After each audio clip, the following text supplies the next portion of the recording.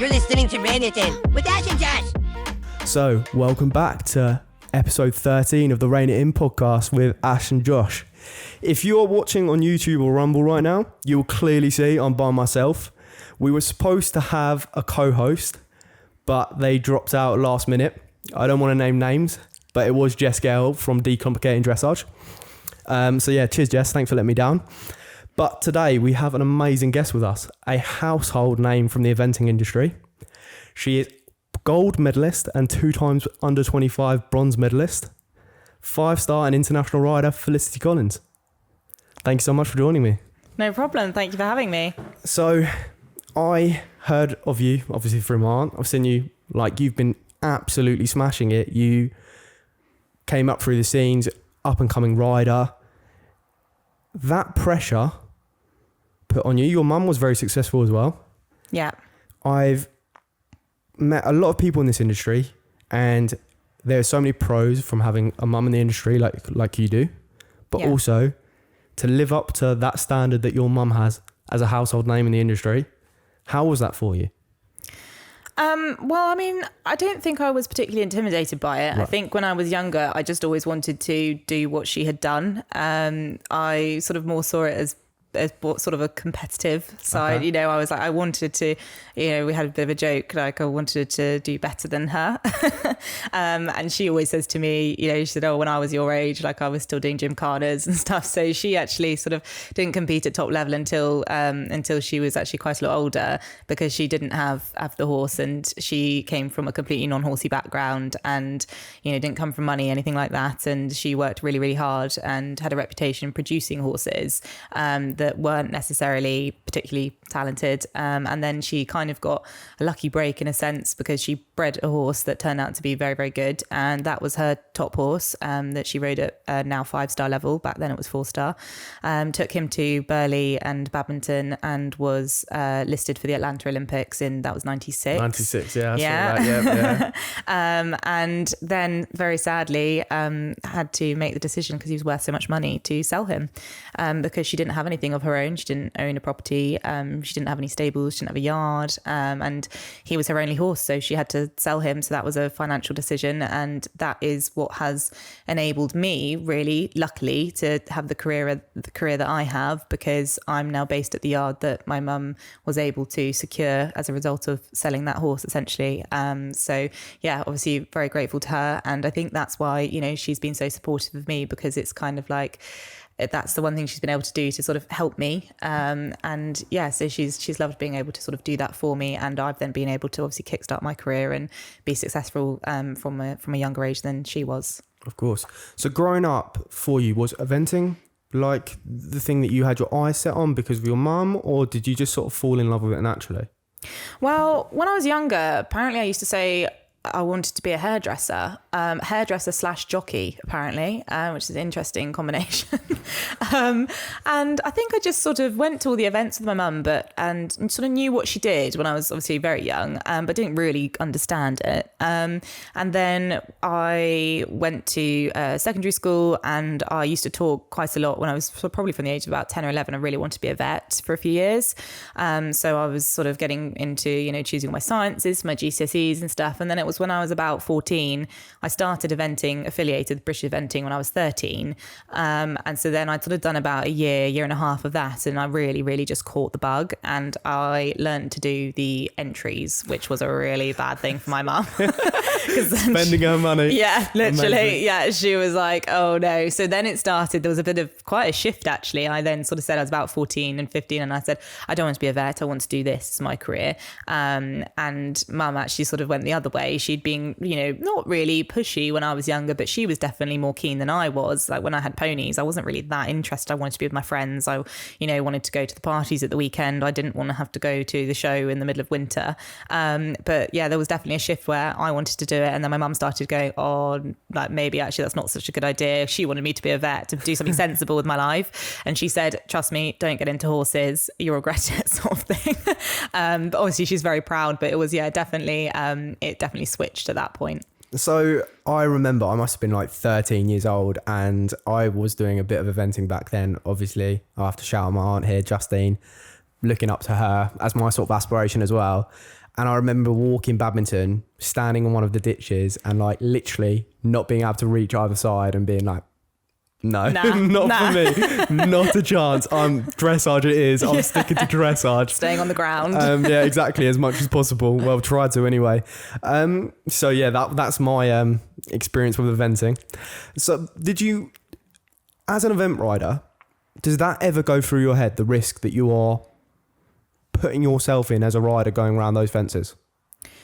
No, it doesn't really. I mean, I saw actually a survey the other day on a group, which was what are you most afraid of? Like, what do you get nervous from? And there were lots of different options. And, one was, nervous of letting my horse down, or nervous of being injured, or nervous of the disappointment. And I was quite surprised. This was more a slightly more sort of amateur-based poll. And the one that had the most votes was nervous of being injured. And I saw it and I was quite surprised actually, because at the level I do it at, I think we're actually all far more nervous about making a mistake or letting our horse down, or maybe something happening to our horse or a horse getting injured, rather than ourselves. And certainly for me, I would say that would be more the case. I think just because, I suppose like in any sport, when you've trained so long to do it and you've got those kind of tools, you like to think that you minimize the risk of something happening. I mean, we're not stupid. We know what can happen. And I've, had friends that have had really bad injuries. And, obviously like at Badminton last year, I was there when Nicola Wilson had her fall and broke her neck and, had to wait while that hold was on course and then go out myself. But my first thought was actually, I was worried about my horse. I wasn't really thinking, oh, what if I get injured? It's a very obviously real possibility, but definitely for me, it's worrying more about letting my horse down, making a mistake, and my horse's welfare. Now, touching on what you were saying about Nicola when she had that horrible accident, how were you able to get yourself in the zone to then go out and forget about that and be able to be up? Because like being an event rider, you've got to be on form that for that whole 5-6 minutes going around that course at 100%, because like you say, if you make a mistake from lack of concentration, there are consequences to that. Yeah. Well, actually, it's really interesting because I think someone asked me a similar question, and I was in the canteen shaking like a leaf while the hold was happening for Nicola. And because it wasn't just Nicola, I think she was about 9th to go, but a lot of the previous riders, I think probably maybe only one had got round by that point. So there was a lot of trouble. And I said to, I remember saying to my mum, I said, I think this is a really stupid idea. I think we should just go home.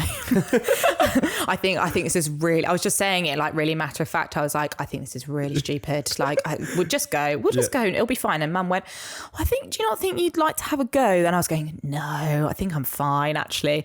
And then I went out to the stables and I went to go and see my horse to kind of calm myself down. And I saw Mickey, as he's called in the stable, standing there with his head over the stable door and his ears were pricked. And he was just like so alert and he knew that something was going on. He knew it was cross country day. And I remember looking at him and I just thought, I can't let him down. Like, I can't take this away from him, because he genuinely does absolutely love it and adore it. And I thought, I can't let my kind of nerves get in the way of giving him the opportunity to show him off and, let him do what he's so good at doing. So I sort of basically told myself to pull myself together. And like you say, I didn't want to let myself being not focused be a detriment to him. So I was like, as nervous as I am, I can't afford to actually be nervous. I've got to be brave for him. And so I was, and yes, he didn't know any different. Yeah. And if I'm right, you finished 21st? Yeah, correct. Would you say, I know obviously you've won European medals, was that your biggest achievement today? Yeah, that was probably one of the best days of my careers. Yeah, it is the best. I always talk about winning the under 21 championships being probably one of the best days of my careers. But up until Badminton probably last year, and then I thought, actually, I think this probably tops that. Yeah, what an amazing achievement. Yeah. Earlier on, we touched on it that it started off as a hobby for you, and now it is your business, it is your job. Yeah. How did you make that transition? Because for me personally, it's very, very difficult, and I don't feel talked about enough, for turning something from a hobby that you love and adore. And I'm not saying that we don't then love and adore it, but when you have to then earn money and a living from it, the whole dynamic changes. Yeah. Dramatically. And I, at that time, when I did that, didn't feel there was enough support for myself, making that leap, trying to turn something into a business. And then you have the pressures of dealing with owners. Yeah. And everything else, the horse's welfare, trying to put a really good team behind you, which is so important. Again, I never felt it was spoken enough about. And I've been slightly critical about BD not offering enough young riders, trying to like help them create a career in the industry. Yeah. Because I do feel if you don't allow riders and help them, they'll end up leaving. Yeah. So how, obviously different with BE for you, but how have you found that going from the young riders hobby to now making it your business? Yeah. I mean, everyone always said the jump from young riders to seniors is a big jump, and you go from being a big fish in a small pond to a small fish in a very, very big pond. And of course, you don't really think at the time that you might think, oh yeah, but I'll be all right. And I think there's a lot of people that come through the youth programs and, do very well in ponies, juniors, young riders, and then think that, well, it's a natural progression. Like, I'm just going to keep doing well if you've got a good horse or whatever, or a good team behind you. But, the reality is you've got however many years, you've maybe 5 or 6 years in those youth programs. But then after that, you've got potentially a 30-year career ahead. And so that's a long span to be able to keep yourself, up there with the horses, with the rides, and, with a successful business. And I mean, I'd almost sort of started my business, I guess, whilst I was still at school, because I actually did ride for an owner who was an owner of my mum's. And then my mum gave up eventing in 2015. So I was 17 because she eventually had to come to terms with, like, if we would literally be in the same class and I'd be going out the start box first and she'd be following me out the start box. And she said the moment she realised she had to stop was because she was actually looking around the course to see where I was rather than concentrating on what she was doing. And so she was like, right, I think it's time to focus on Felicity now. Wow. Yes. That is very unique perspective. You don't really think about that, but as a mum watching her daughter go around, you can imagine her concentration again. Yeah. Like we say, you can't be thinking like that when you're going around a cross country course. Exactly. And we were, sharing tack and things like that. And so, she stopped riding. So then that owner sort of ended up having a horse and said, oh, well, I sort of fell into supporting me, I guess. She'd known me from a baby. And so I was already kind of riding for her. I guess it didn't feel necessarily like, oh, I'm riding for an owner who's just turned up, but it still was riding for an owner. So I had a bit of experience with that, and I'd taken on quite a lot of schooling liveries, and I was doing breakers, with my mum's support. And then I left sixth form. I did my A levels. I wanted to leave after GCSEs, and my mum made it very clear that no, you need to do your A levels, which was, I suppose a sensible thing to do. I managed to sneak it down to just doing 2 A levels rather than the 3 that you're meant to do. So I don't actually think I could probably go to university with just 2 anyway, but never mind. I kind of, got through it. And then as soon as I left, I was then, I was campaigning for the Junior Europeans because I was 18, leaving A levels. And so literally that summer, I just went into doing that full time. And I obviously thought it was great because I'd been having to juggle school and sixth form with it. And actually then I was like, oh, finally now I'm sort of free. So as soon as I came out of sixth form, I went to the Junior Europeans, that's September. And then pretty much just started sort of marketing myself and being like, right, I'm full time now, I'm around. I had, a bit of a social media following. And then I was a young rider the following year. So I was 19, so that was 2017.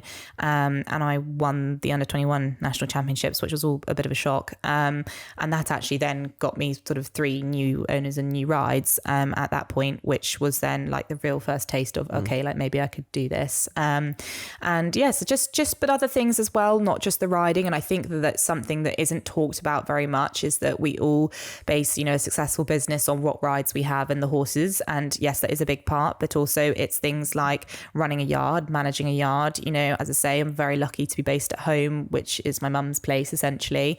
But it's a farm, it's wasn't really purpose built. And so straight away I started, making developments to it. I'd sell a horse and then, we built a lunge pen, and then I sold another horse, and then we resurfaced the whole arena of the school. And then I sell another horse and we do all the fencing, sell another horse and built a wash bay. I make it sound like I sell loads of horses. I actually don't, but over the years, exactly. And, you might say, like that profit does two things or whatever it might be. So that was quite a big transition to really start taking over running it, and doing all of the books, invoicing. I do all of my invoicing, I do all of my entries, I discuss all of the events with my owners, and I have done that ever since I kind of left, because I suppose those new owners and new support, they came to me and not my mum, whereas my first owner was sort of still, my mum would kind of just under have her wing slightly. Yeah, exactly.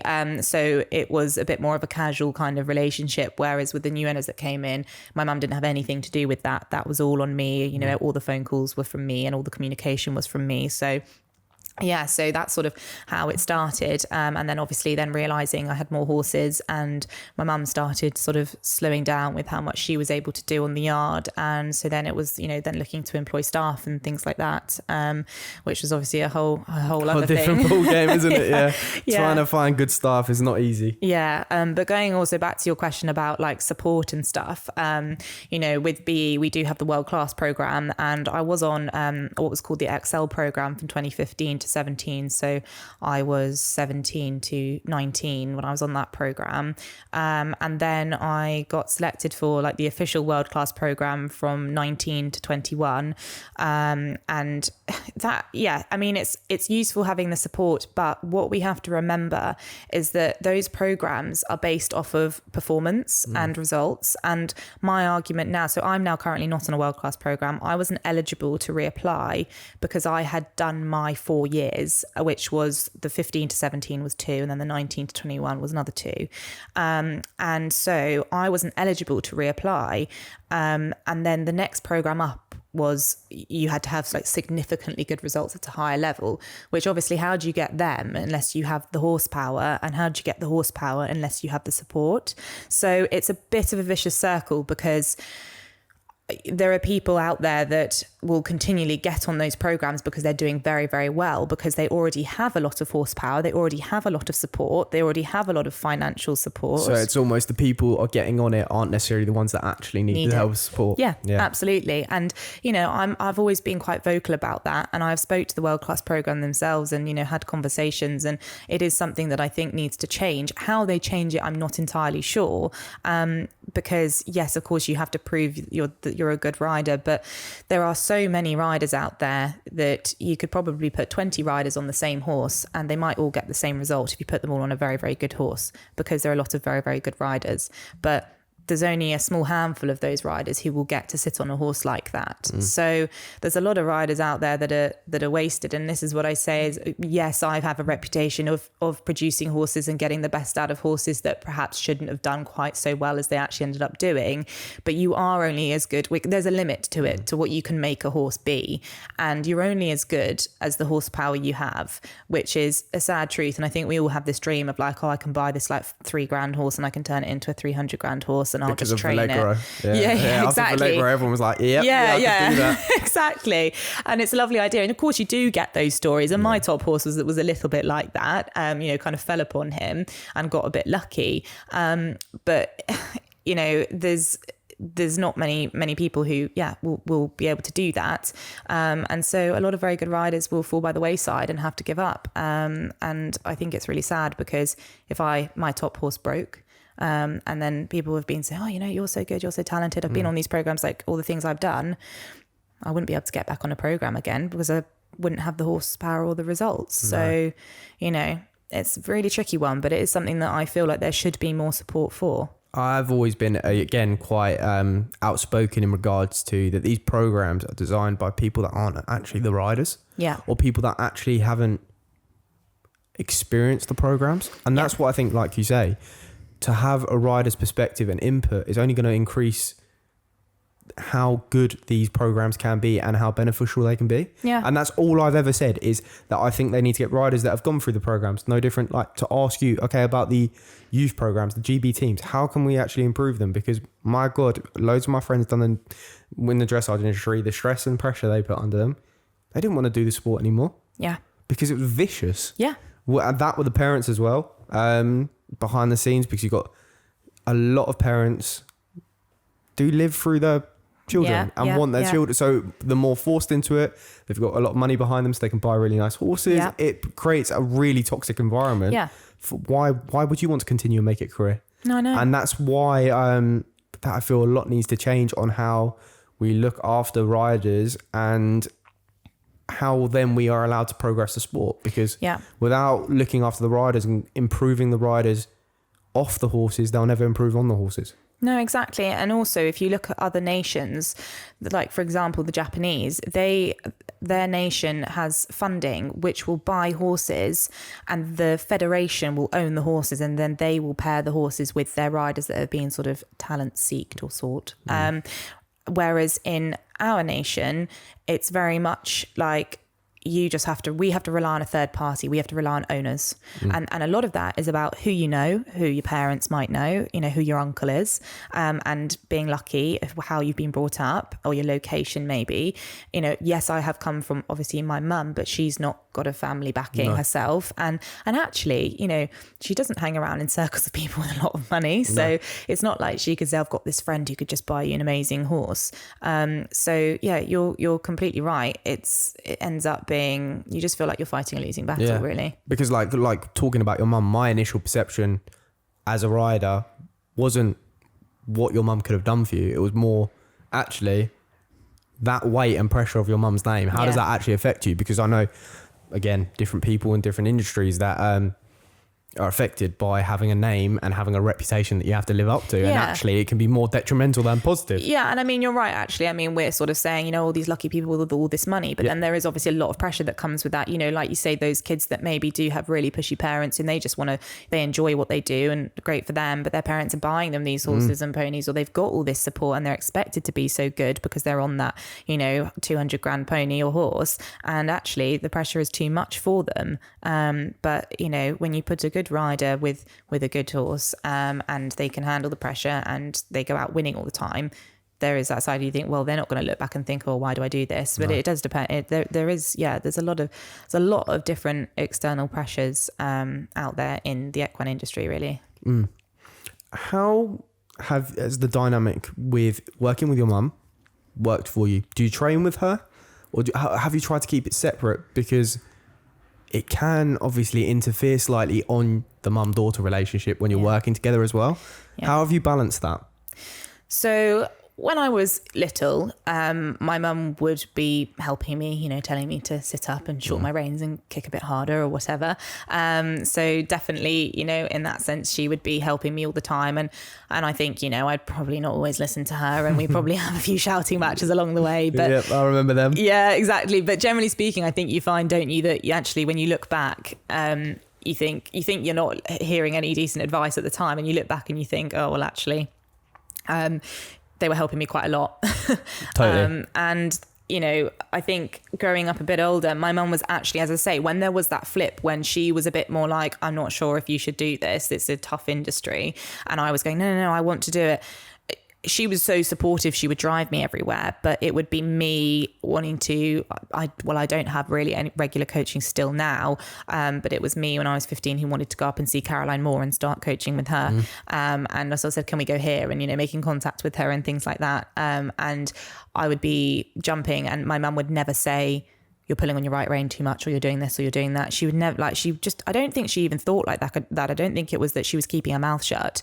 And I don't think it was because she thought I was wonderful, but I think she just didn't really feel like it was her place. And I think she sort of thought, she just trusted me. And I think she just sort of thought that I knew what I was doing on those horses and I was doing the best that I could. And so then she was quite happy for me to train with other people. And actually, as I got then older, out of my teenage years and more the last sort of 5 years, I actually would really ask her for advice more. And I would be doing, again, because I'm at home and I'm in a location where I'm not very near to any coaches, I do a lot on my own. So I would say to my mum, can you just come in and I'd just be like, can you just watch this half pass? Have I got enough bend in this half pass? Yeah, it looks all right. And then I do this, I do it, and I'd be like, I'm just going to do a change. And you just tell me if this is a clean change or not. And she, I think so.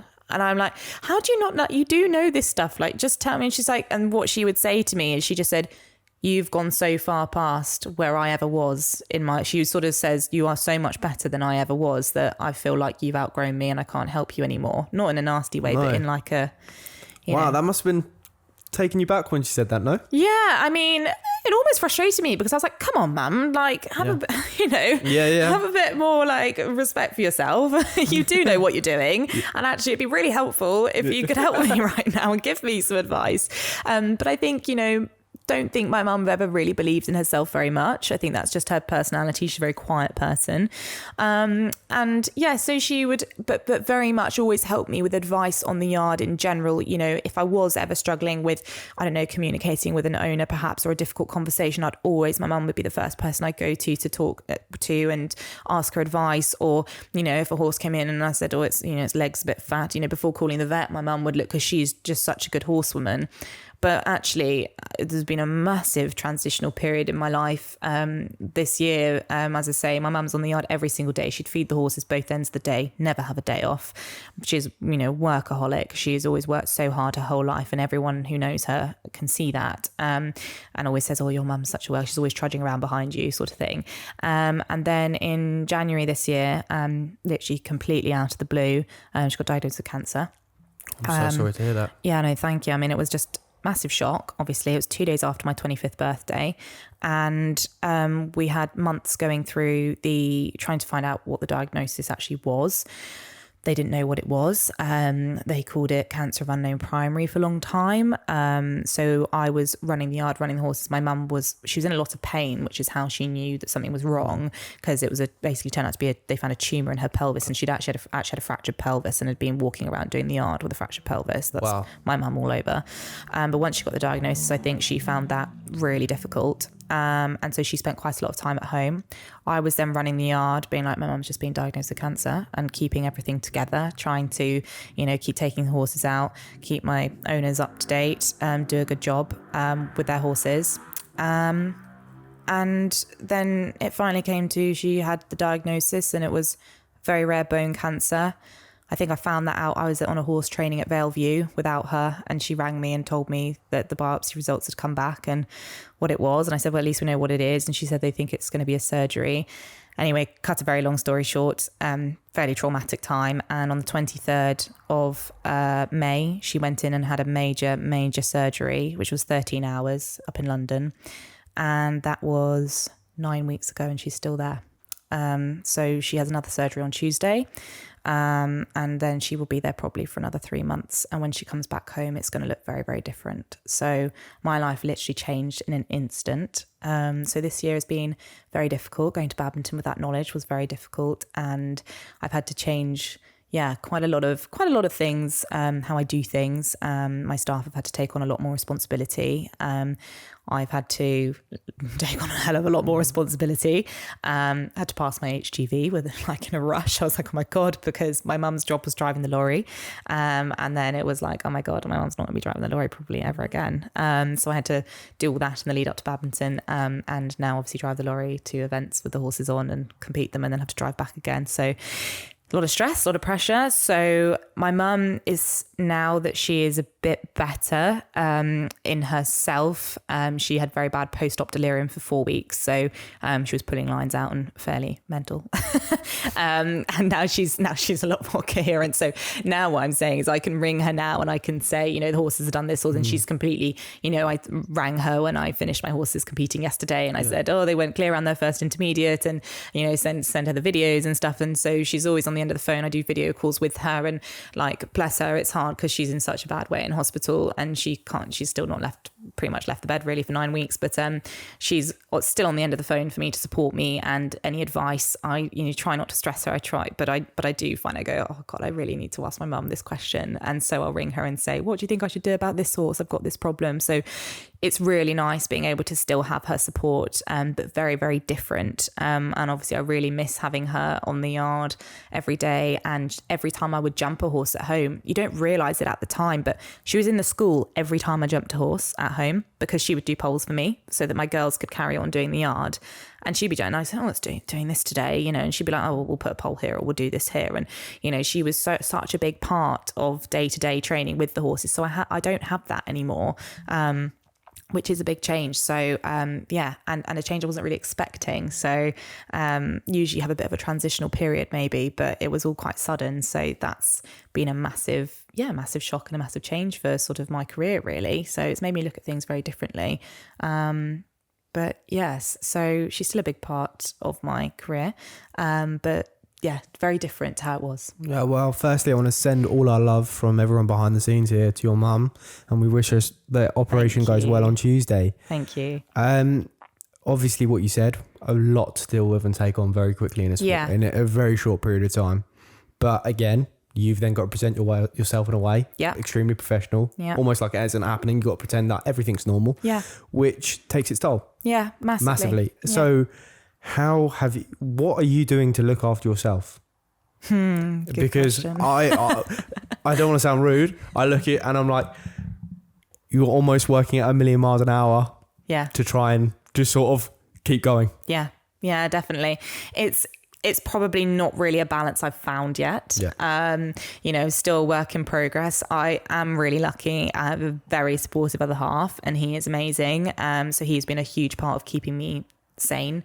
And my current owners that I have, they were all told, my other half actually rang all of them. That's the only time someone else communicated with them, because it was so emotional for me at the time. Course. And so he made the phone calls and told them what had happened and what the situation was, and just said, we don't really know how this year is going to look, but it might be a bit different. And they've all been, really, really mega supportive, which has been lovely. And I think what I have kind of learned is I am massively, I have a real conscience. I'm not a person who can sort of cut corners and not feel guilty about it.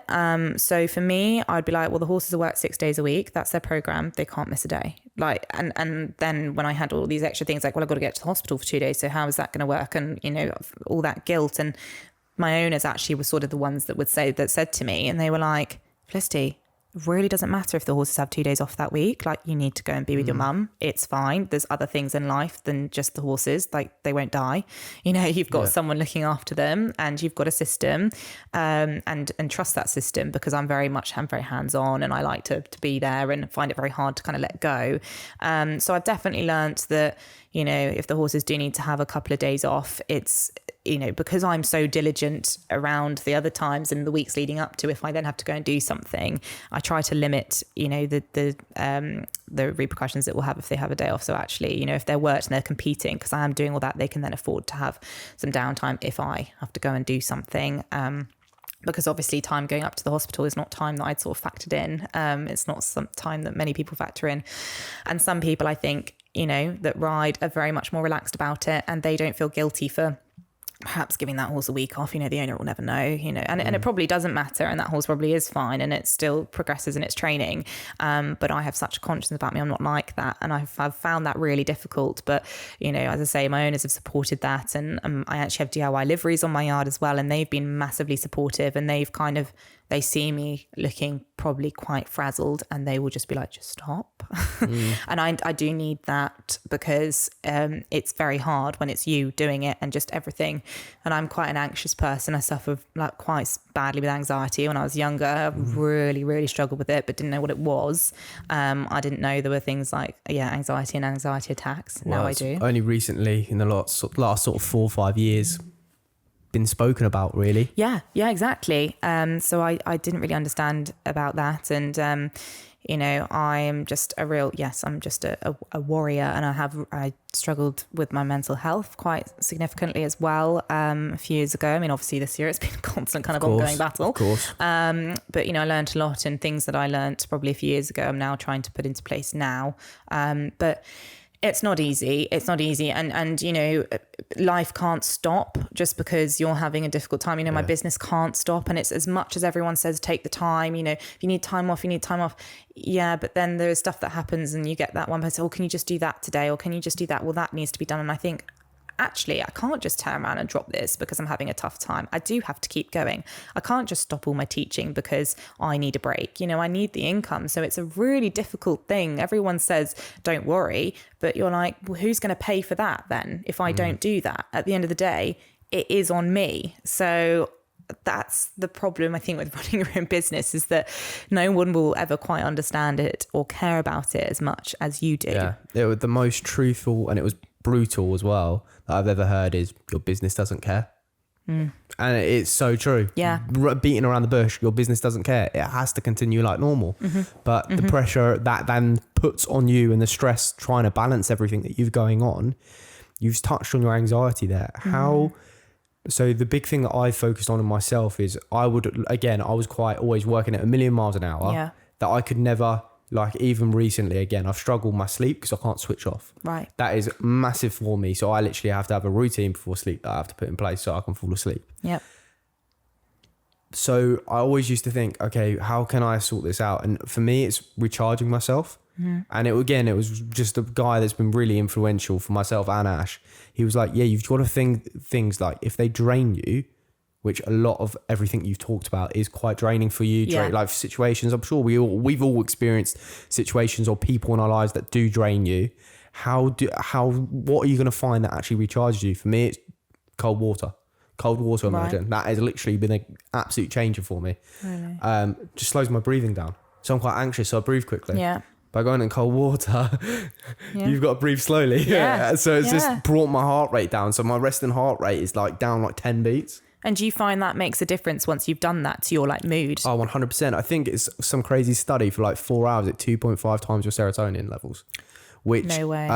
In a comparison, I know to the drug cocaine, it is stronger on your serotonin and dopamine levels than cocaine. No way. And that's cold water immersion. The guy Winhoff does it and he focuses on the breathing. And that for me has been like an absolute just... When you're in cold water, there's only one problem. Yeah. And that's the water's cold. Yeah. You forget about everything that's bothering you that day. That's actually a very good point. And yeah, it's been absolutely amazing for me. So I'm a massive advocate for that. People look at me like, yeah, crazy. I'm not doing that. But I'm like, genuinely, you do not realize how much it actually benefits everything. It just calms you all down. So that's what I do. What have you started... Dealing with what you've been going through, how are you taking care of yourself? Well, I think, like you say, it's finding what works for you. I think it's all very well someone telling you, oh, you know, have a cup of chamomile tea or whatever and you'll feel better. But it's if you find something that really works, that's obviously very helpful. I think for me, I've sort of learned to, well, if I can, try and sleep on things. So if I have a lot of decision making to do with my career, whether it's, you know, what entries to make for that horse, whether it steps up a level there, or, you know, how to communicate with that person, or I need to phone that person back and I need to make a decision or something, or have a difficult conversation while having all of this other stress. I've learned to sleep on stuff, which I think probably helps me because I'll get very, very, very wound up and then I can't see the other side of it at all. And I think just trying to, if I'm getting really, really overwhelmed, before I would stress myself even more by going, I cannot miss doing whatever I'm doing. Like I have to say yes to everything. I can't let anyone down.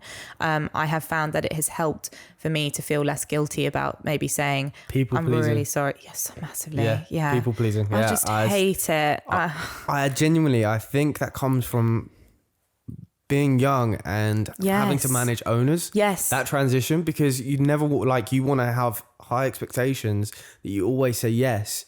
So then, like, I've spoken openly, I've been in therapy for 18 months. It's only made me realize that so many of my problems were because I was in an industry that you just become a yes person. That I never I was so worried about everyone else and keeping everyone happy. I never took care of myself. Yeah. So I didn't know who I was. No. It's taken me like a year and a half to work out who I am, what my values are, and what I stand for as a person. Yeah. And it's so funny to hear that you're literally the same thing, just yes to everything. Yeah, because you always think of how do you get the edge? You know, you think everyone tells you you've got to take every opportunity, so you don't want to be the one that says no and misses out. So that's the same for me. Or I don't want to be the one that says, you know, no, I can't teach that lesson that day, when actually I'm thinking that diary is looking like it's getting a bit full now. Like I should probably do something about that and maybe not take that extra stress on. And my other half has been really good about, you know, saying to me, you need to actually almost keep a day where you need not keep a day free, because I'll still ride and be on the yard, but keep a day where I always feel like it's always something to catch up for, like a get back for. You know, I've got to teach that lesson at the end of the day. So I'll try and basically with managing my diary, that would probably help the anxiety. When I was younger, actually, it was so bad that I had hypnotherapy a couple of times. And for me, that really helped. I've had that too. Yeah. Have you? Yes, amazing. I love hypnotherapy. It's incredible. Well, I'm I'm actually, stuff like this, again, I haven't really had time to do it, but it's something that I really want to go back and do again, because I actually saw a friend from school recently, and we don't see each other very often, but she's a very close friend of mine. She's one of those friends you can just pick up with and you haven't seen for ages. And I sort of updated her on everything that had been going on, and in my, she's not horsey, but from my business, she can see it from an outsider. And she was like, are you talking to anyone about this? And I was like, no, I'm just like, I don't really have time to, talk to anyone about it. She was like, I think you need to like have some serious therapy. Yeah. In all seriousness. Coming from a nice place, as a friend should like pick you up on things. Yeah. And I was like, yeah, I think you might be right. Yeah. So, I have a sports psychologist, but bless her, when I ring her and everything comes pouring out, she's a bit like, this is a little bit above my pay grade. Yeah. Slightly different. Yeah, exactly. So I think that's something that I, again, massive advocate for, I think is very important. I think everyone, I suppose, to some degree has some sort of problems, but I don't think it's necessarily one of those things that like everyone needs to have therapy, like, and it's a bit sort of a trendy thing, isn't it? Like you need a therapist or whatever in like America and yes, stuff. Yeah. But I think in our industry, I think every like horse person should probably have a therapist. Of course. And from what we were talking about as well, it sounds like you've got similar traits to me as well. Like I wouldn't want to project my feelings onto someone else because I didn't want to burden them with them. Yeah. That's what I massively felt. And also as well, I made this connection that I don't really like talking about things because my emotional connection was always with animals. You never talk. Yeah. So I'll be like, I don't know how to talk about feelings. I was like, what even is that? You just sort of carry on, get on, like old school dad. Yeah, get on, deal with it, what have you. So then making that transition into therapy and I'm like, actually, wow. I needed floodgates this. Open. Yeah, literally, I was like, Jesus Christ, this industry has been brilliant for me, but my God, is it like ruined you at the same time? So well, I always have a thing that I say, and I say it, and I said it like not really thinking of saying it, but a lot of the time I hear myself saying it, I go, I don't have time for a breakdown today, and it's actually like when you hear it, you think, Jesus Christ, like that's not great, and I will say like I'll be having everything in the world go wrong, and I'll go, I don't have time to let the floodgates open because once they open, they won't stop and I won't get anything done the rest of the day. Yeah. And I'm too busy to have a breakdown. So then I just have to move on and do, brush it under the rug, which is all well and good. I listened to a podcast and it was Stephen Bartlett, Diary of a CEO. I'm not sure. Yep. I listened to him. Yeah. I don't know if you ever saw the one with the rapper Crept. No, I haven't seen that one.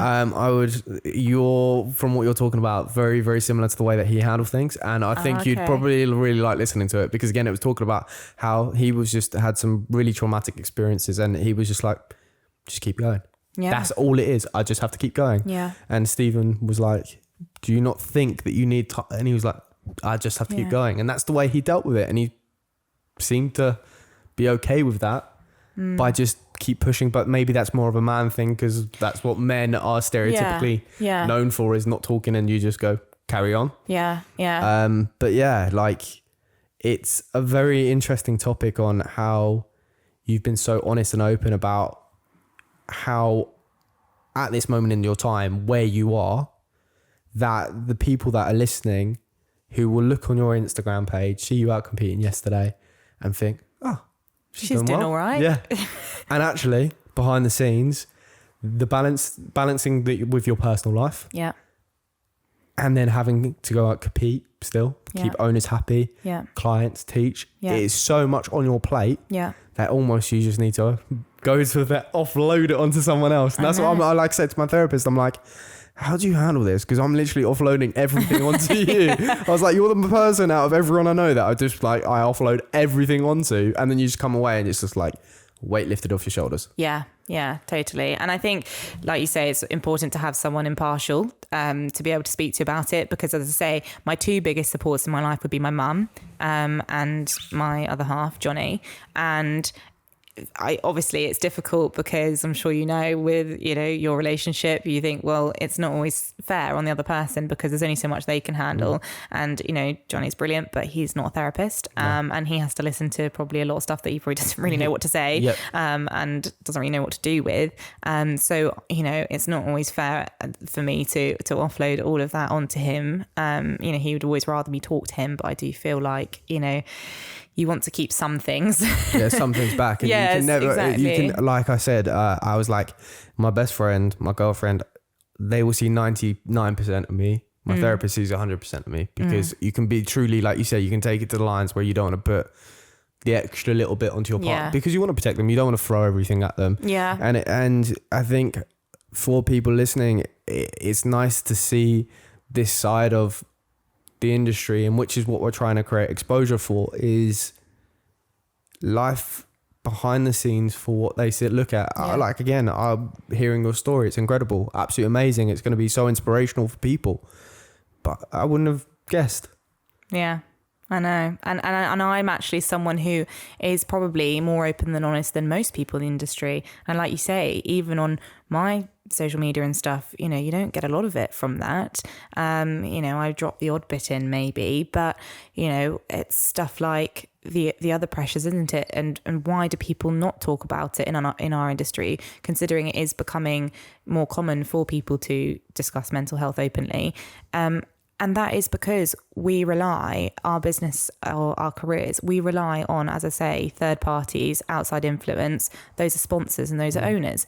And when our industry is so competitive, as we've spoken about, and we're all trying to get the one up and differentiate ourselves in a good way. Yeah. And you don't want to be the one to have put the post on saying I'm falling apart and having a terrible time. And I'm, you know, people will look at that and go, you worry that people will look at that and go, oh, well, they're mentally unstable. I'm not going to send them a horse, or I'm not going to sponsor them. Because, you know, on their page there's a bit too much information. And I don't know whether you've seen any of her stuff, but my best friend, closest friend of mine, Molly Summerland, she's an event rider. She won Le Moulin 5-star in 2021, and she's a massive advocate for mental health. She's doing a lot of stuff for mental health. She's got some stuff actually coming out. She's putting something together at the moment, which is going to be hopefully really exciting. But she's been very open and honest about it, and she has had really positive feedback, but it's been really hard for her to put it out there. But it's sad, isn't it? It is sad, but like she the interesting thing is she hasn't lost any owners over it. She hasn't lost any sponsors over it. And I think that that's something that, I'm not saying we all need to go on social media and tell everyone how terrible our lives are, or we're having a terrible day. But, you know, for other people who are the ones scrolling through Instagram and feeling really, really down, and everyone else looks like they're doing amazingly, when you do see the post you can relate to, it just makes you feel a bit more normal. Yeah. And that can actually just improve your day. Because sometimes when you feel down, you don't necessarily need to have something that makes you feel amazing and cheers you up. You just need to feel like it's fine to feel like shit. Yeah. And actually that in itself will make you feel a bit better. Just someone telling you it's fine, you don't have to be amazing all of the time, because we have this perspective and this perception, and exactly like in our industry, we've got to always be doing well and showing off the best results, because otherwise we won't get picked for teams, we won't get those owners, we won't get those sponsors, and we've got to, you know, uphold that facade for our sponsors so that they can be, you know, proud of us. And there's just so much, you know, so much, again, pressure on that. But actually, someone said to me, well, if someone did leave because you'd put a post on saying X, Y, and Z, you were struggling, are those the sort of people you'd want to work with anyway? Long term, really? Because when stuff does get difficult, like my situation, and stuff does start to fall apart a little bit, if I had owners that went, well, we're walking away from you, well, that's no good to me. So I need people in my circle who will support me in the good times and the bad. And you need that. You don't want to have a load of people who like you when you're doing well and don't if you have to have a difficult conversation. I remember I was up at the national championships and I had one bad owner and it ruined everything. It just affected everything. The whole environment was hostile for everyone there. It's horrible. And you got like, I must have been 21 then or 22, trying to deal with like adults. You're still like almost a child at that point. When that environment, and you're just like, I don't actually have the emotional maturity to even know how to handle this situation. I've never been told how to handle it. I've got 5 owners here and I'm writing shit because I'm broken about you because I can't concentrate.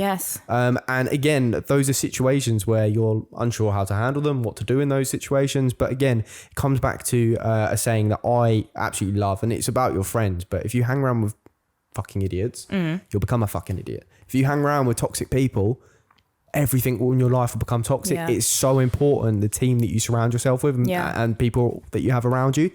And I remember Anna Ross Davis, she was always like amazing for me. She was always on the end of the phone, still is. And she said to me, no owner is worth your health. And I was like, yeah, I wish I learned that sooner. But sometimes lessons are better served. And I had to learn those lessons by going through them. Yeah. Maybe to be able to have a situation like this, who knows? I'm always a big believer in things happen for a reason. To come on and tell my story, that hopefully some of these riders coming through can actually go, you know what? Oh shit, I'm in a similar situation. It's not worth it. You'll be able to replace them. You'll be able to find people that are on your wavelength. You've got to sort your situation out, because you won't reach your full potential. No, exactly. And I think, like you say, those people can really have an effect on everything else as well, and that's actually not fair on the people who do support you. And you've got to, and it's that thing. I always look at people and I think, if I tell them a situation, you go, well, their advice will be, well, you just need to tell them to fuck off. And you think, well, I wish I could do that, but I'm not strong enough. I can't do that. And I always look at situations and think, I wish I was thicker skinned. I wish I found it easier to say no. I wish I found it easier to stand up for myself to those sorts of people. But now, looking back at how I was when I was 20, like that 5 years, I have come so far.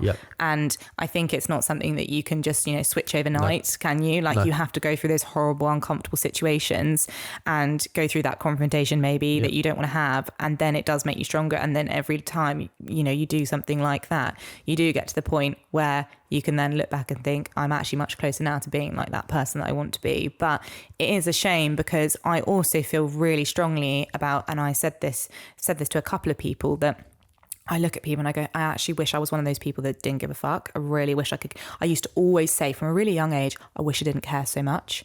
But now that I'm older, I actually look at that and I think that's actually quite sad. And I think I don't necessarily want to become completely numb, because I think you end up becoming potentially not a very nice person. Agreed. And then actually all of my good qualities, which is why people, support me and my clients come to me and my owners come to me, is because, I'm nice and I'm warm and I'm, a good communicator and I'm understanding, and I probably do go the extra mile and say yes when maybe I really shouldn't.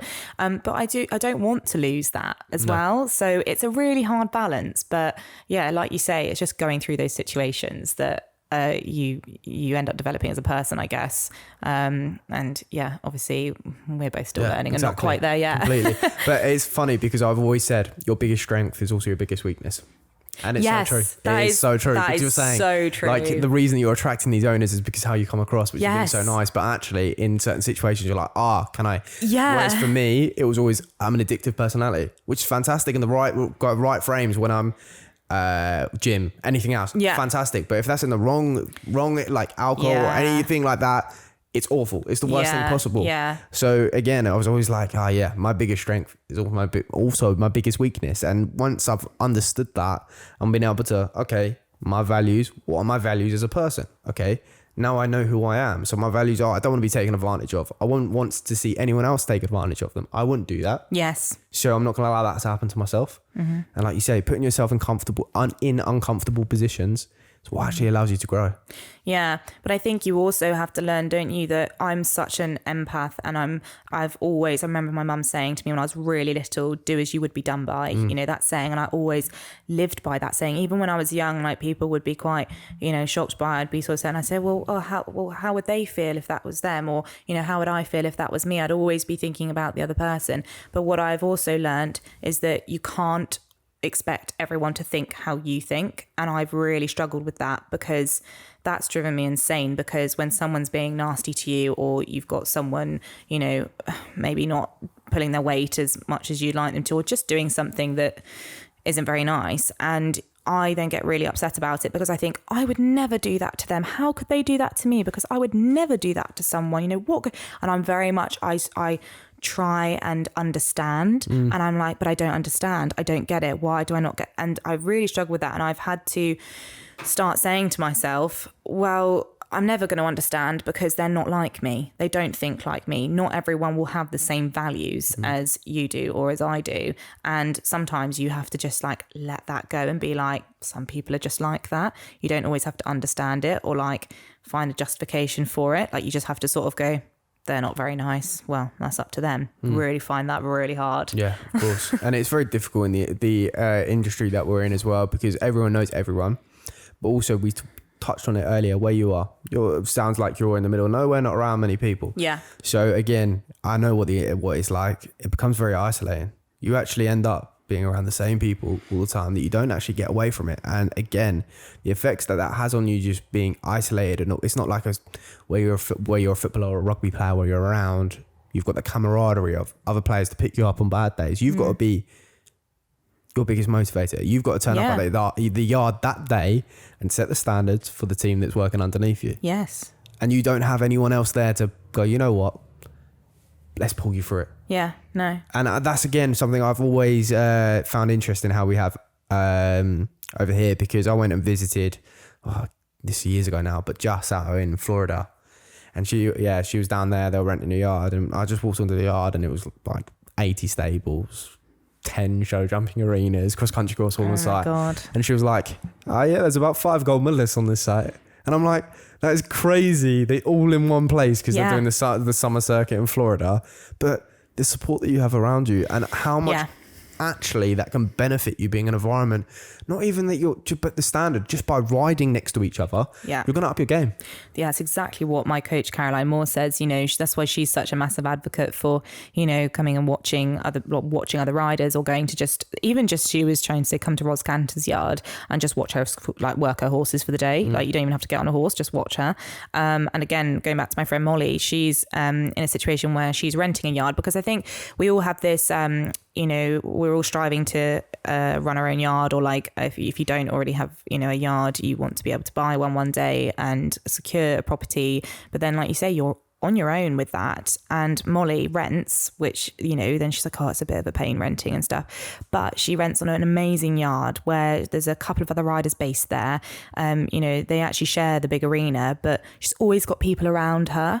And she says for her, she's like, even if one day when she's in the position to buy her own yard, she said, I'm not sure if I'd want to, because for her mental health, that would be really hard for her, being quite lonely, and not having, you know, there's other people around her to bounce ideas off of. And I've always, again, as I say, I had my mum on the ground, so I was a bit like, well, I'm all right, because and Molly would say, you know, it's sort of different for you because her parents aren't really involved with what she does, and so she really was, you know, on her own. And I remember thinking, God, how do you do that? And that's why what she's found has really worked for her. And now I really get that, because now I'm on my own. Like, yes, I've got my girls and, you know, my head girl Frankie, and she's brilliant, and, you know, we have a great time on the yard together and stuff, and she's supportive, but it's not the same, is it, as having another rider there with you, or just being able to say, this horse is doing this when it jumps, you know, what do I do? And and it does get really, really lonely. And I said that to my mum, and she was like, that makes me feel awful. I just said, I'm actually really lonely. Like, I find it really hard to like have 10 horses to work, and I just go in the school and work them all on my own, and like no one's here. And I'm a very independent person. I love my own space. But even I was like, I'm actually lonely. This is really weird feeling. Like you say, and it's a weird dynamic for you to be in that position where you're sort of doing something, and to a certain extent, I can only talk from my experiences. I was just like, I'm just going through the motions. I am literally going through the motions, because I'm getting on this horse, and as much as I'm trying to concentrate on riding, I'm not here. My brain is elsewhere. I'm just off. I'm doing my own thing. And I did that for years before realizing that. And I've personally taken myself away from the sport, because I just need that time to actually, because I ended up hating it. That and it's is not the problem. Not because of the horses. No. We've had previous guests, and they can go, after work, I go out for a hack, and I absolutely love it. And I was like, I wish I could do that. I know. I wish I could go and ride a horse and just have the enjoyment and love that you do. I'm jealous of that. That's why I say to my DIY liveries, you know, they're like, it's so amazing. You know, we just go out hacking and whatever. And they'll like downplay what they do. And they'll be like, and you're doing all your competing and stuff. And I'm just like, I'd love to be able to just like go on a hack, and that's like my fun thing, to come to the yard. You know, it's like I'm here all day, every day. So, and it does, you do end up, because people, you know, I went to a wedding recently, and there was a lot of, you know, everyone wasn't horsey, and they were always coming, what do you do and stuff, and I ride horses for a living, essentially. That must be amazing. Do you love that? Do you love what you do? And I'm like, that's quite a big question, actually. Exactly. You know, again, I don't want to be really depressing and be like, I don't love what I do. It's not that. Like, of course I love like so many aspects of it, but there's a lot of stuff about it that I don't love. No, exactly. And, you know, they just think, isn't it amazing doing something you love for a job? And I said, Well, once you start doing it as a job, it doesn't necessarily become, it doesn't say it's the something you same. I love. always throw it back to them. I was like, if you woke up and from the morning, like from when your alarm goes off till when you fall asleep, you're doing your job all the time. Because even when you've left the yard, you've still got to manage certain things, your employees, your clients, your owners. Yeah. So it doesn't stop there. Would you love doing your job? Yeah. Would you? Yeah, would you love being an accountant 24/7 without a break? Without having something to get away from. And with horses, it's not like you can get up and leave. No. Like Such you a have so responsibility. many requirements. It's a lifestyle, as everyone says it is. It is a lifestyle. It takes over your life. It consumes you as a person, and you kind of get spat out now and again by it. Yeah. And that is why, like I say, I've taken myself away from it because I was like, there's no reason for me to do this anymore. But that's a very brave thing to do, because I imagine you found like that feeling of when you started to feel this is too much, I'm not enjoying this, I need to get out, I need to get out. It's like a panicky feeling. Yeah. And then you think, how do I get off the hamster wheel? Yeah. How do you get off it? Yeah. Because you're like, I'm in too deep now. I was very lucky. I had a conversation with a guy called Robbie Carpenter. I'm not sure if you know him, dressage rider. Don't think so. He's Grand Prix and he's been very successful. And he came to me. We have the clothing brand Half Step, and we're up at London International exhibiting. And he came to me and he was like, "You're doing it the right way." And I was like, "What do you mean?" He was like, "Earn your money elsewhere." And he was like, "That's what I did." He said, "I was doing it like you did.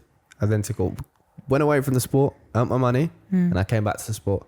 And he said, when I speak to people, I don't want to make you sound older than you are, Robbie, so I won't say how old you are, but you are older than I am. And he was like, that's what for him, he just worked. He was like, I just couldn't cope. And I was like, honestly, I really appreciate you saying that, because you're the first person that's turned around and told me that. Whereas a lot of people, like you say, at one point in my career, things were looking promising, listed as the next Charlotte Dujardin in Horse and Hound at one point. Wait. Yeah. So that's my claim to fame and other achievements along the way, but I just couldn't do it anymore. And I wish now I missed it more than I did. I genuinely wished it. Like, I think I've still got my top horse who was out campaigning at Prix St George, and we were aiming for small tour. He's still there. He ticks along with literally like one of our liveries, just hacks him about and he does nothing. But I sit on him now and again and I'm like, I just wish I had that thrill and excitement for it that I once had. Yeah. But isn't that sad, because it's essentially broken you? Yeah, really. It really has. And it's come to it's taken me a long time to realize this and be able to accept it.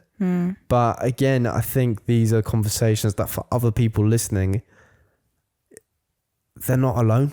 No, exactly. And it is that thing of the people out there who have maybe more power with the funding or whatever it might be, as it's about saying, you've got these people here now, we're here, we're talented, we've done well, we're asking for some support now. If you don't help us, you will lose us.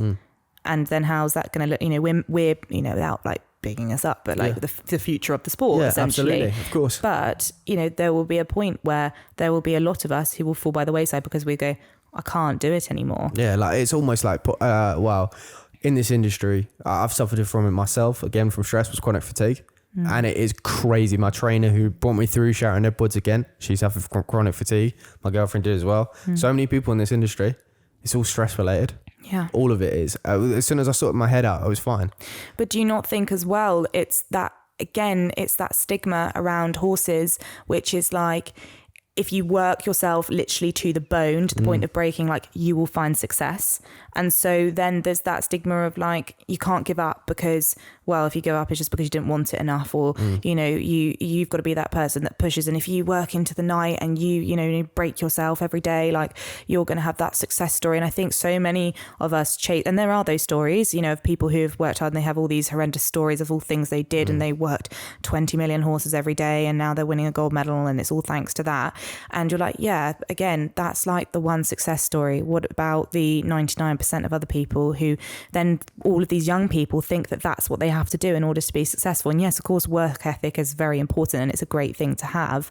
But for people that will genuinely push themselves to the point of breaking, that's not actually a very good thing. No, but it's that stigma in the industry. It's not a good role model for anyone. No, because we're all too scared to quit. Completely. Yeah, exactly. A lot of people are. Yeah, well, 100%. And also, like, we're touching on the mental side, but also the physical side. I remember I was riding 12, 13 horses a day. I was broken physically from it. And I'm still, even without the riding side of things now, I'm still having to recover, and I'm in a bad state because of it, and I still look after myself, and that's a massive part of who I am. But you look at some of the older riders that, again, like we say, they're battered. Yeah. They're actually battered and broken, and it's kind of like accepted that that is the norm. Yes. And it shouldn't be. Yes. Because I remember Conrad Schumacher said one thing. He said, you can only ride 5 horses a day good. And I was like, yeah, but I can't do that. I can't ride 5 horses a day good. I have to ride 15 horses a day semi-okay. Yeah. Because that's how I found myself, and I hated teaching I hated teaching. It was not for me. Standing in the cold was never a thing for me. So well, I can't say I blame you. Yeah. So it was always like, I'd always be like, no, I'll just ride. It's easier. But yeah, it's unbelievable to think what part of the industry, the whole industry, has accepted as normality. And you sort of like step back and you look at that bigger picture, life itself, and you're like, it is weird why we're so different and backward. Totally, because I feel like I've only had a successful day if I'm completely broken. I'm like, I've ridden the maximum amount of horses my body can manage. You know, I've done X, Y, Z. I've literally got to the point where I'm like closing one eye, so knackered. And that's the only point that I feel like I can give myself a pat on the back. Yeah. And that's quite dangerous, because then if I feel like I haven't worked quite that hard, I don't feel like I have done enough. You know, I don't feel like I can be proud of myself unless I've got to the point of, you know, as I say, like physically exhausting myself. And that's a vicious cycle, because like I can imagine that then plays on your anxiety if you don't feel that you've oh my god, yes. Yeah, exactly. If I haven't done enough, you haven't done enough now, the anxiety then kicks in, so you're in a vicious cycle. You've either got to physically exert yourself, so you're mentally tired enough to be able to accept what you've done, and that is, it's great for that day and that evening, but then the next morning I wake up and then I'm so exhausted that then, you know, it's obviously a real struggle, and then your mood gets low because you're so exhausted, and then I feel useless because then I'm not able to do quite as much the next day, and it's so hard because, and the sustainability of what we're talking about is there's only so long that can go on for. Yeah. Before either physically your body will give up, or mentally, again, your body will just give up on you. Yeah, I don't know what it is. I think it's because we have this, everyone says it, don't they? Everyone says it.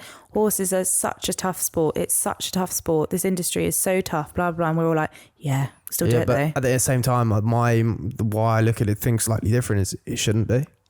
Yeah. It shouldn't be. It doesn't need to be. Just things need to be put in place to bring your communities together. I was going to say, frequently. Yeah. Bring your community together to inspire, because that's sometimes all you need.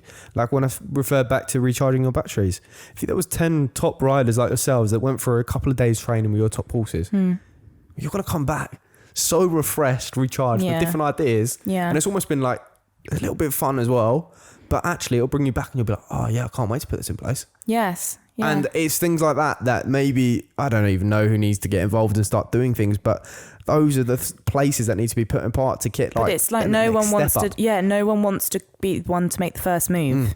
You know, no one wants to stand up and be like, should we all just like take a break and start, you know, doing a bit less, because then we, like I said, because it's so competitive, you're seen as then the weakest link if you're the one that stands up and goes, do you know what, everyone, this is a really tough sport, and I think that we should all, you know, look after ourselves a bit more. And that other person goes, oh yeah, well, you're having a rest, I'll be winning, you know, I'm gonna there's like all those against quotes and sayings, and like I do get there is a place for them, but it's like people almost like we need to almost like all boycott it, because there won't ever be a change otherwise, because there will be people that will just keep going and going and going, and then will then have success, and then people go, well we need to do that as well, because if you're the first one to make the move, then you're going to almost look a bit, well, you're going to miss out, aren't you? Entirely so. But then also, like again, what we're talking about there, you've also got the other side of things where someone might be a top rider, but they've self-funded, just own a horse, etc., etc. They're going in one horse. They're riding one horse a week. They're going into competition riding one horse. Yeah, you can argue, well, I've had 5 or 6 more rides, I've got more experience, blah, blah, blah, blah, blah. But they're going to be more mentally aware, not tired, not run down. They're going to be coming into it in an entirely different mental perspective than you are in that moment. And that's, again, what I try and look at is what advantages can you actually have from taking care of yourself and looking after yourself over other people, because we say you just got to work harder, but actually that's so much more detrimental than taking care of yourself, making sure that you're in the right mental state, that your body's looked after, and that you're able to perform at your peak. Because you're not, when you're mentally drained, you've ridden 6 horses and you're going eventing again. Yeah. You're just asking, for me, in my opinion, waiting for an accident to happen. Of course, it is a bit close to home for me with what happened to my aunt when she had the rotational out at the Nations Cup about 4 or 5 years ago.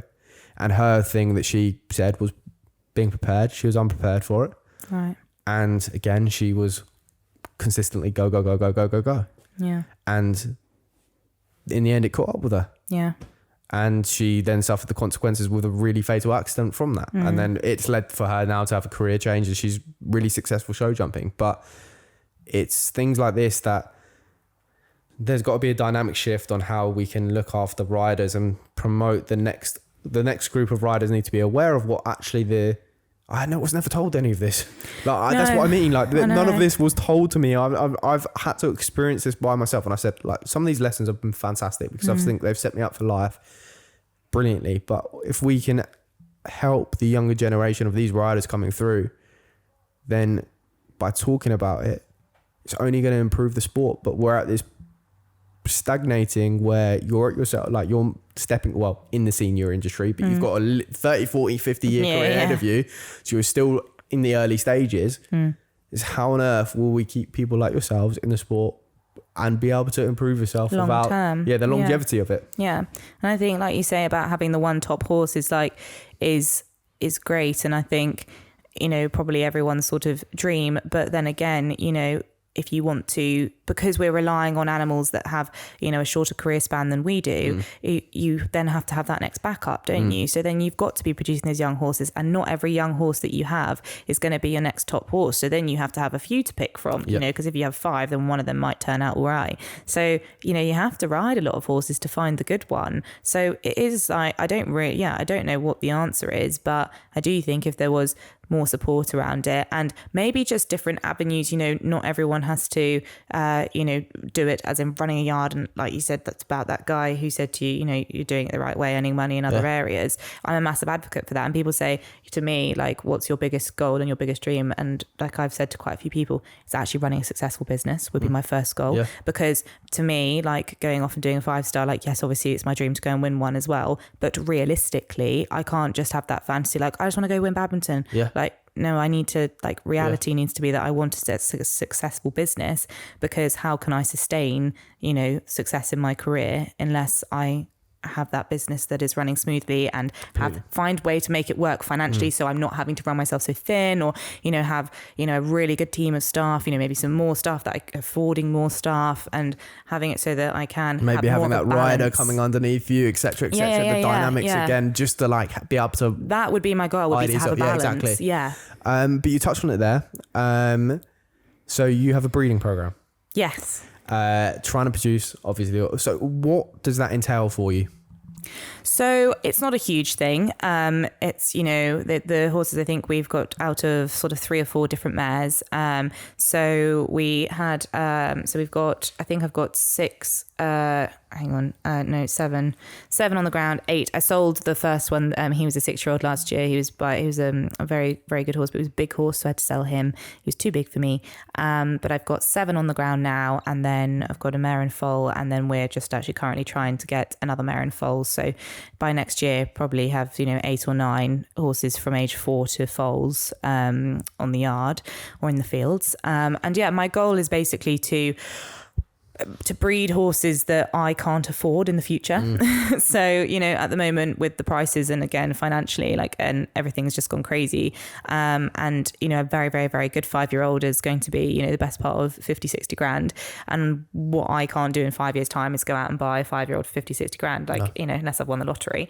So my aim is to try and breed them, and obviously pick the breeding that I think will work. It's obviously a massive lottery, but trying to breed from good proven mares with good bloodlines, and then match stallions to them accordingly. But what I am trying to do is breed horses that are primarily obviously for eventing, but they have got quite a lot of jumping blood in them. So they're sort of modern warm bloods. So they're warm bloods that can jump, hopefully. So is that the most important thing that you're looking for in your horse then, if you were having to pick? Yeah, definitely. Because also I don't know how the sport of eventing is going to be in 10 years time. Yeah, how will it evolve? Yeah. So You'll be 4 or 5 years ahead. Yeah. So that's what I'm thinking. So I'm breeding horses that, if for whatever reason eventing does go out the window, there's obviously been a lot of controversy about the sport and, about having bad horse falls and losing horses in the sport and things like that. And it's at the moment, the public's perception of eventing is not great. No.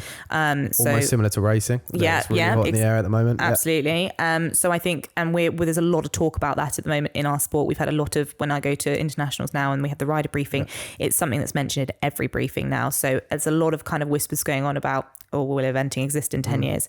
So sort of from a financial point of view, I guess, is thinking, well, if I'm not going to have an eventing career in 10 years time or for whatever reason, those horses are hopefully, at least some of them might be good enough to do pure show jumping. Or if I've changed career and I go, oh God, I've bred all these eventers now and I don't want to event, or it doesn't exist, at least then hopefully they'll be good enough to do pure show jumping. So they'll have sort of 2 jobs is my idea. I mean, God knows what they'll all turn out like. The eldest is after the 6-year-old that was sold, is a 4-year-old who has just been backed by Frankie. Amazing, yeah. Manford. Yeah. So he's actually coming back to me. I hope tomorrow. I kind of need to text Frankie and find out what's going on.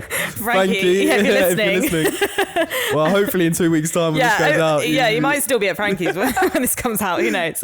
But yeah, so he's very smart. And my idea is that these are horses that I'm breeding, and certainly the ones that are good enough. I don't want to have to sell them. I want to be able to keep them for me to ride. So my idea is to breed them and then to syndicate them or sell them to owners so that I can keep the ride, but I obviously can't afford to run them and just keep them in stables and have them not paying anything. So I need to have them paid for, but have the ride on them, and then hopefully, obviously, the dream is to win a 5-star on one of my homebreds. See, a massive thing that I've think that the industry needs to look at other sports and takes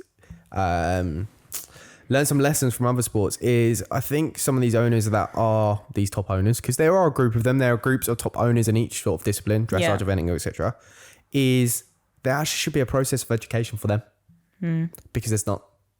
There is no education for them. It's you handling your own as well. Actually, I think sometimes because a lot of the owners don't actually have any experience as a top athlete, that they don't understand. So they actually do not know how to approach or handle situations where, and that can cause quite a lot of trouble for you as the rider. Yeah. And I think, again, that is something massively straight away that could be implemented, that for the owners, if you are owning a horse and it is competing BE, BD, BEF, if you're a judge, you have to go to workshops. As a rider, you have to keep on top of what you're doing. You have to get qualification scores to be able to do it. Yeah. But you can just own a horse and it can actually compete. Yes. The owner should have to go to a workshop day to be educated. And that's one thing that I think hugely will be able to help, because at least they'll be aware, because a lot of them is just, they just don't understand. No, they've just, wealthy, perhaps, the ones maybe at the very top. And, sometimes, not always, people that have access to a lot of money have maybe always had what they wanted in life. So when things, as with getting involved in a sport with an animal, don't go their way, they'll, want to look for someone to blame. And quite often that is the rider. And actually, I don't think I've ever heard anyone say that before about basically owners being educated. Have you heard of that anywhere else? No, that's why I preach just it. Yeah, exactly. But that's experiences again that I think owners need to be educated. Yes. Because the problem is whether it comes, it's the uneducated. That is it. It's no different to the perception of eventing. Yeah. That is uneducated people making an opinion on a sport they don't know. Yes. But then people be like, they shouldn't be saying things about what they don't know. No. BE need to be doing something in mainstream media to change the perception of the sport. Yes. That's their responsibility. Is because also they need to advertise the sport better. Yeah. And that's not just BE. I'll put that straight to British dressage, because dressage is a dying sport because it's boring. Yeah. Who wants to watch the same Grand Prix dressage test unless you've got an interest in it? You don't. The whole perception of making it more entertaining. Yeah. It needs to happen for both sport and educating people in the same time. And we actually, the episode that's going to go out after you, we had a guy called Carl from Knights of Middle England, and he was talking about performance he's doing at Hoy's, and they are doing grease lightning on horseback. Oh, okay. Which is like, no one's ever done it before, right? But do you know what? I was like, that is so cool, because do you know what? Everyone knows. Yeah, absolutely. Yeah. And also, you could take your non-horsey boyfriend, your non-horsey dad, your non-horsey whatever. Yeah. And they'd love it. They'd love that. Yeah. So that is an entertainment thing that is going to get people interested in the sport and portray it in such a good light. Yeah.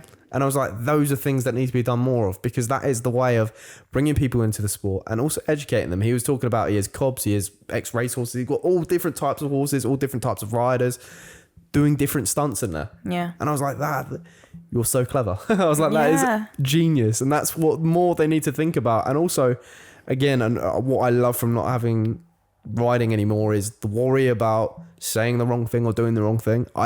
It doesn't bother me now, because I think a dying thing in this sport is the personality of riders. Yeah. Because you can't say or do anything. No. I was never a fan of UFC until I came across Conor McGregor. Yeah. I love him. Tyson Fury with the boxing. Yeah. Those personalities drew me into that sport. Yeah. And I was like, I know some of these like people like behind the scenes who are so much fun, yet you put a camera on them. Yeah. It's so dull and boring because they have to look after themselves and they're so worried about saying or doing the wrong thing. Yeah. But again, personality, what attracts people to this sport. Yes, and I think also having more interviews with the riders, you know, with the horses maybe in the stable or something, you know, while they're live streaming. I know they sometimes do occasionally do that, but having more of that for public perception, if they see, you know, a rider having a fall off horse and all they think is, oh, you've just nearly killed your horse, you're a terrible person.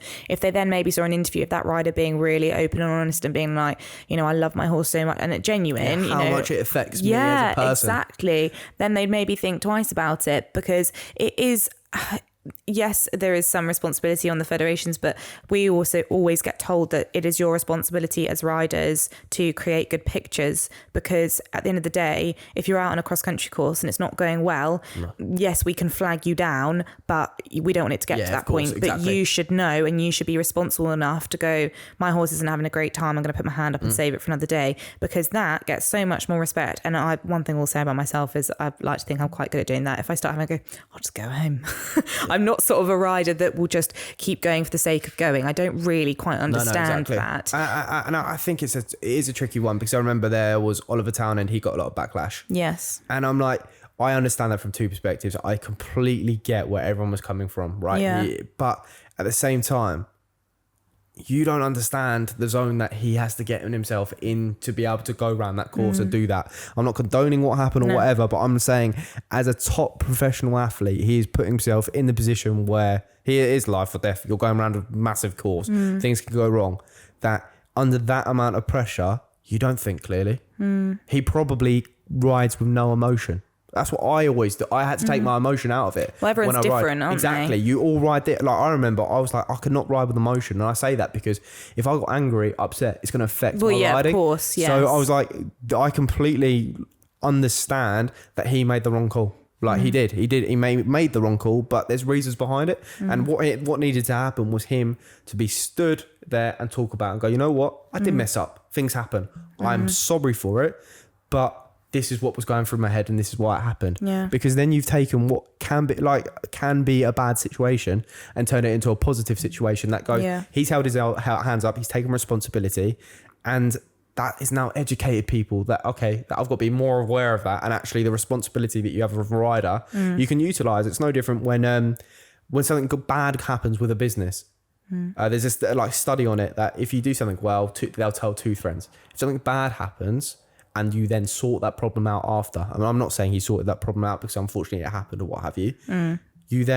They'll go and tell 10 people that they gave them a good experience after. Yeah. And that is where that we need to put the spotlight on those situations. Like you say, if they have bad form, what is the rider going through? It's what Drive to Survive has done for Formula One. It's made people that aren't interested in Formula One interested in Formula One, because you see the background of it, you see everything, and people hold responsibility, and they can go, you know what, I'm human, I made mistakes. You know what, there's been times where I look back and I'm like, I wish I hadn't done that on that horse. I did do wrong in that situation. I'm not 100. I'm not going to sit here and say I was 100% perfect on every single horse. No.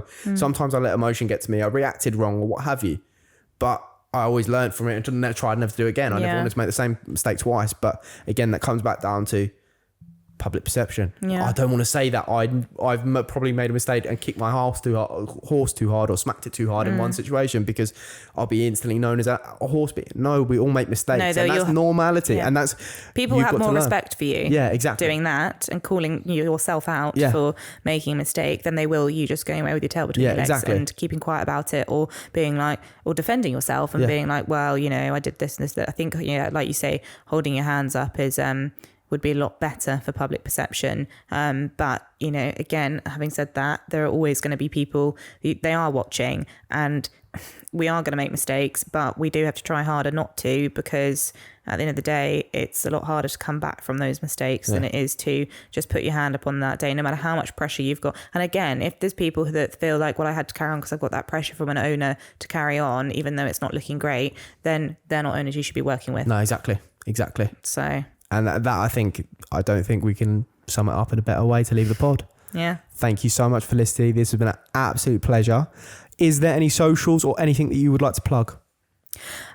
Well, I guess, my Instagram, follow me on Instagram. It's at Felicity_Collins_eventing. I think that's right. And Felicity Collins Eventing on Facebook and Amazing. Stuff. And and you're based in East Sussex, that's right? Yes. So anyone looking for lessons or anything like that, East Sussex area is always a place to go. Yeah, that's right. And also anyone that, you know, just wants to, you know, have a chat or any advice, you know, coming into DMs and saying that they've had a similar situation, or if they want any advice. I mean, I'm not perfect and I still don't really know what I'm doing, but always happy to listen to someone, because as I say, I think it's really helpful to just be able to, you know, relate to someone. I think that can help a lot. So amazing. Well, thank you so much for that. It's been an absolute pleasure. No problem. Thank you for having me. Do